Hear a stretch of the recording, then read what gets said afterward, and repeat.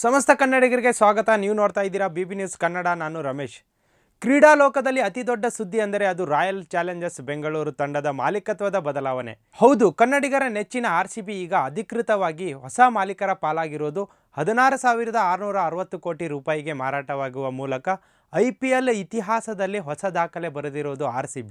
ಈ ಬೆನ್ನಲ್ಲೇ ಲಂಡನ್ನಲ್ಲಿರುವ ತಂಡದ ಮಾಜಿ ಮಾಲೀಕ ವಿಜಯ್ ಮಲ್ಯ ಅವರು ಒಂದು ಭಾವಕ ಟ್ವೀಟ್ ಮಾಡಿದ್ದಾರೆ. ಅಂದು ನನ್ನನ್ನು ನೋಡಿ ನಕ್ಕವರು ಇಂದು ನೋಡಲಿ ಎಂದಿದ್ದಾರೆ ಮಲ್ಯ. ಏನಿದು ನೋಡೋಣ ಈ ವಿಶೇಷ ವರದಿಯಲ್ಲಿ. 2018ರಲ್ಲಿ IPL ಆರಂಭವಾದಾಗ ವಿಜಯ್ ಮಲ್ಯ ಕೇವಲ 450 ಕೋಟಿ ರೂಪಾಯಿ ನೀಡಿ ಬೆಂಗಳೂರು ತಂಡವನ್ನು ಖರೀದಿಸಿದ್ದರು.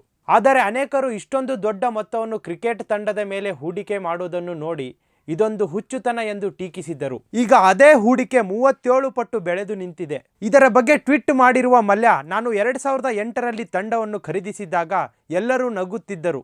ಆದರೆ ಇಂದು ನನ್ನ 450 ಕೋಟಿ ಹೂಡಿಕೆ 16,660 ಕೋಟಿ ರೂಪಾಯಿಯ ತಲುಪುವುದನ್ನು ನೋಡಿ ನನಗೆ ಹೆಮ್ಮೆ ಆಗುತ್ತಿದೆ. RCB ಯಾವಾಗಲೂ ನನ್ನ DNA ಭಾಗ ಎಂದು ಬರೆದುಕೊಂಡಿದ್ದಾರೆ. ಅಷ್ಟೇ ಅಲ್ಲದೆ ಅಂದು ತಾವು ಯುವಕ ಆಟಗಾರನಾಗಿ ವಿರಾಟ್ ಕೊಹ್ಲಿ ತಂಡಕ್ಕೆ ಆಯ್ಕೆ ಮಾಡಿದ್ದನ್ನು ಅತ್ಯಂತ ಹೆಮ್ಮೆಯ ಕ್ಷಣ ಎಂದು ನೆನಪಿಸಿಕೊಂಡಿದ್ದಾರೆ.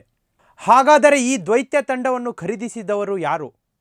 ಯುನೈಟೆಡ್ ಸ್ಪಿರಿಟ್ಸ್ ಲಿಮಿಟೆಡ್ನಿಂದ RCBಯನ್ನು ಈಗ ಆದಿತ್ಯ ಬಿರ್ಲಾ ಗ್ರೂಪ್ಸ್ ನೇತೃತ್ವದ ಒಕ್ಕೂಟದಲ್ಲಿ ಖರೀದಿಸಿದ್ದಾರೆ. ಇದರಲ್ಲಿ times of India groups, bolt ventures ಮತ್ತು ಬ್ಲ್ಯಾಕ್ ಸ್ಟೋನ್ ಕಂಪನಿಗಳು ಪಾಲುದಾರರಾಗಿವೆ. ಒಟ್ಟು ಮೊತ್ತ ಸುಮಾರು 6,660 ಕೋಟಿ. ಅಧ್ಯಕ್ಷರು ಮಾಜಿ ಕ್ರಿಕೆಟಿಗ ಮತ್ತು ಉದ್ಯಮಿ ಆರ್ಯಮನ್ ವಿಕ್ರಮ್ ಬಿರ್ಲಾ ಅವರು RCBಯ ಹೊಸ ಬಾಸ್ ಆಗಿ ಅಧಿಕಾರ ವಹಿಸಿಕೊಳ್ಳಲಿದ್ದಾರೆ. ತಂಡದ ಮಾಲೀಕರು ಬದಲಾದರೇನಂತೆ, ಅಭಿಮಾನಿಗಳ ಪ್ರೀತಿ ಮಾತ್ರ ಕಿಂಗ್ ಕೊಹ್ಲಿ ಮೇಲೆ ಇದೆ. ಈ ಸಲ ಕಪ್ ನಮ್ದೆ ಎಂಬ ಘೋಷಣೆ ಈಗಾಗಲೇ ಮೊಳಗುತ್ತಿದೆ. 2025ರಲ್ಲಿ RCB ತನ್ನ ಚೊಚ್ಚಲು ಟ್ರೋಫಿ ಗೆದ್ದ ನಂತರ ತಂಡದ ಬ್ರ್ಯಾಂಡ್ ಮೌಲ್ಯ ಗಗನಕ್ಕೇರಿದೆ.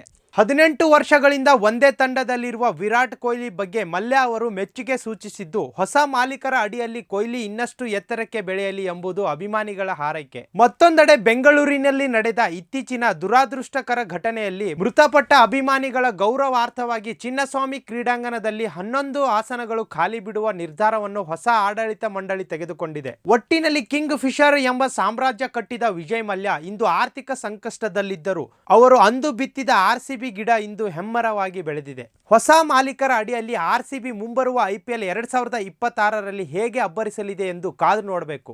ಇದಾಗಿತ್ತು ಈ ಹೊತ್ತಿನ ವಿಶೇಷ ವರದಿ. ಸಮಗ್ರ ಸುದ್ದಿಗಳಿಗಾಗಿ ಸದಾ ಗಮನಿಸಿ ಬಿಬಿ ನ್ಯೂಸ್ ಕನ್ನಡ. ಇದು ಕನ್ನಡಿಗರ ಪ್ರತಿಧ್ವನಿ.